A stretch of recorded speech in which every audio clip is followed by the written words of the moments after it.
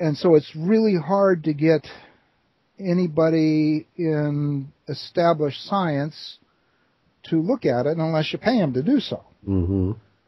And obviously, you know, anything that's going to grow, anything that's going to fulfill the promise of genetically modified plants and that sort of thing, without genetic modification, you don't want to go up against those guys. Oh, no. Yeah.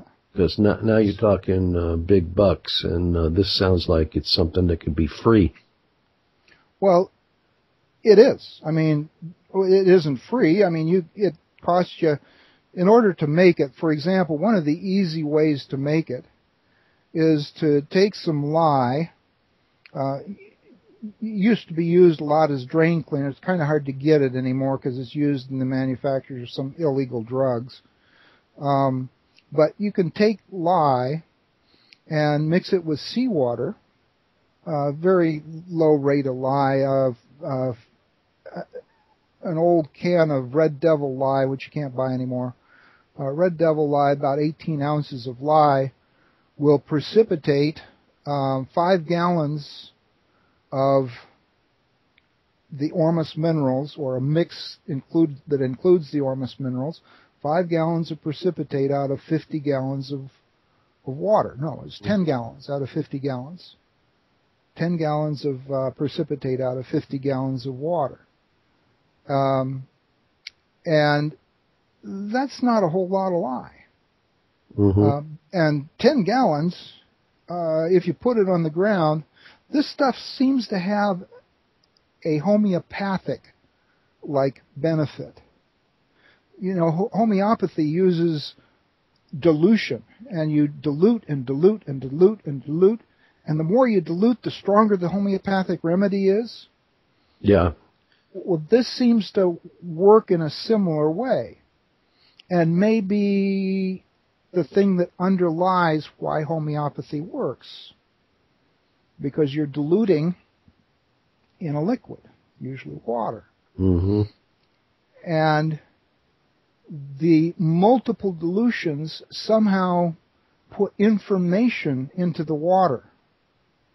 If the ORMUS elements in the water are what carries the information, if they're the quantum coherent information carrying mechanism, and you put them on plants, they call that biodynamic farming, is sort of like homeopathy for the land. Mm-hmm. You put them on plants, then you can grow 17-foot tall corn. Mm-hmm. The most recent report I've got is that there's a farmer in the Midwest who doubled his corn production in 2 years, or with 2 years of application of one of the commercial brands of this stuff, something called Sea Crop. And he cut his fertilizer requirements by 85%. Wow. So this kind of,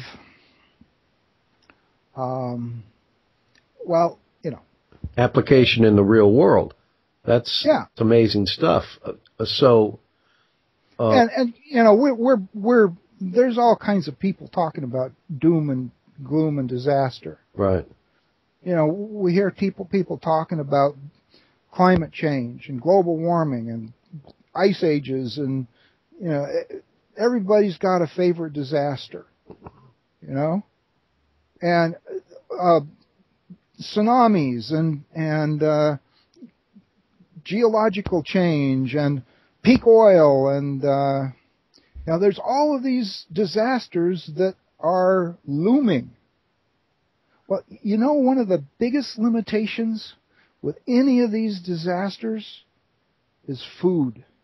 Yeah. Whenever a disaster comes, food is the thing that basically immediately goes into short supply. Mm-hmm. Right now, food prices are astronomical. Mm-hmm. everything's just going through the roof. But suppose everybody could start to have their own green thumb. Everybody. I never thought I was very good at growing food until I started putting this ORMUS stuff on my plants, and they grow incredibly. My plum tree last year probably had 8 times as much plums by weight as a neighbor's plum. 8 times as much. Gee, and that's like having 8 trees. And it tasted so much better. Mm.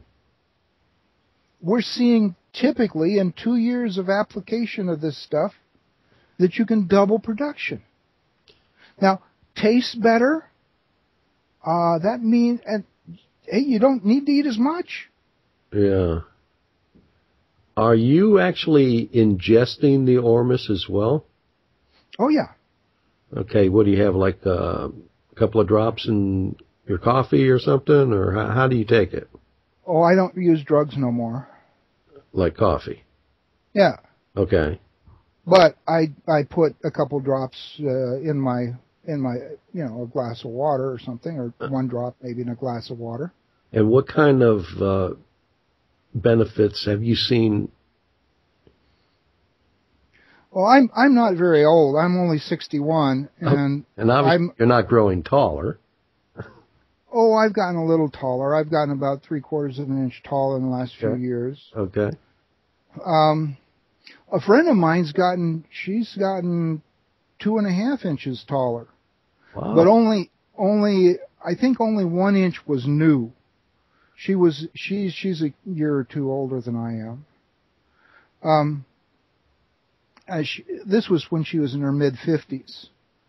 So, yeah, that could be a problem because you outgrow some of your clothes and stuff. How about gray hair, wrinkles, that kind of stuff? People say I have the skin of a 30-year-old. Mm-hmm. I sure hope I don't have to give it back. And Barry, how long have you been taking this? 15 years. Oh, 15 years. Oh, man. Yeah. Okay, so let's go back 15 years. Mm-hmm. How was your health back then? And did you notice, how long did it take before you started to really go, hey, something is going on here? I didn't notice much. Okay. Probably because some of the first stuff I ever took was stuff that my friend Jim made. Yeah. This was actually the first ORMUS I ever ingested was Jim had a bottle of ORMUS that he made from catalytic converter beads, which had rhodium and iridium in them. And he used ozone to convert the metallic rhodium and iridium in these catalytic converter beads into their ORMUS form. And he had this bottle of green liquid. I still have it around here somewhere. Anyway, he had this bottle of green liquid, and he said, hey, you can feel this with a magnet. This responds to a magnet. And so he moved a magnet around under it, and yeah, I could feel it move a little bit in response to the magnet. And I wasn't quite sure, So he moved the magnet faster, and he kept moving the magnet, and finally, I'm not sensitive to a lot of things. I'm just not. And so finally he gave up, after spinning the magnet and moving it and quite a while. And we set that thing down, that bottle. It was a Nalgene container, which is a high-density polyethylene container with this. It's a laboratory container. Uh-huh. When you go out and take lab samples of water or something, and then you throw it in the back of your van or whatever, and it'll hold alkalins or acids or whatever you want to put in it. It just very stable container, and it has a really good seal on it. And so he set it down, and then we looked over on the other side of the room for a while, and he had something in the refrigerator he wanted to show me in the freezer. This stuff would have spikes growing out of the liquid, like you see on, sometimes you see on ice cubes. But anyway, when we turned back around, this container had this drop of water or something, very round droplet sitting on the top of it. And I asked Jim, I said, how did that get there? And he said, it got out. I said, what do you mean it got out? That's a sealed container. That's one of the best sealed containers you can get. He said, yeah, I know. It got out. He said, you mean it teleported out? Yeah. And that was the first ORMUS I ever tasted. And it had a really pleasant, sweet taste. And it made my lips feel slick. I used to get chapped lips all the time, but my lips haven't chapped since then. This was in 1996. I have a video of some of this. And sometimes I show it when I do lectures and stuff around the world. But my lips, I lick them, and I used to lick them, and they get dry out and they chap, I never use chapstick or anything like that. My lips just don't chap anymore. So how was your health back then, 15 years ago? I mean, I was pretty good health. I've been a vegetarian and raw off and on a good part of my life, but I was starting to feel creaky, my feet always used to get cold. My feet were constantly cold. And in the last, I'd say the last 3 or 4 months, I've noticed that my feet aren't cold anymore. They just don't get cold. And that's really, really nice. Yeah. I mean, really nice. You'd mentioned earlier on that this may have been used thousands of years ago, 10,000 years ago. I noticed in some of your articles you talk about Egypt and the twin serpents and the shewbread, and can you tell us a little bit about what you found out about that? Well, I've got a friend and colleague up in Portland, a guy named Dorian Today, Taddei, and Dorian has been examining ancient petroglyphs. These are thousands of year old petroglyphs. And he's found that there's a language that is universal in these petroglyphs. It doesn't matter whether the petroglyphs are in the Indus Valley in India, or in the Himalayas, or in the Rocky Mountains, or in the